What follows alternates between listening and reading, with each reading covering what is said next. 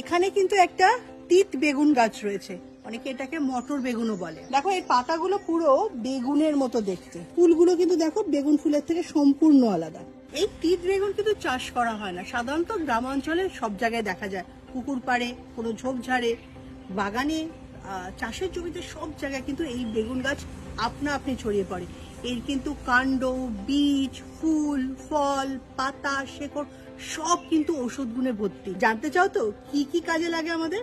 এই পাতার রস বেটে যদি প্রতিদিন খাওয়া যায় তাহলে হজম শক্তি বাড়ে। এছাড়াও যাদের কৃমি রয়েছে বা পেটের ব্যথা রয়েছে তারাও কিন্তু তিত বেগুনের ডাটা মানে ডালগুলো, ফুল, এগুলো সব কিন্তু বেটে খাওয়ালে বেশ উপকার পাওয়া যায়।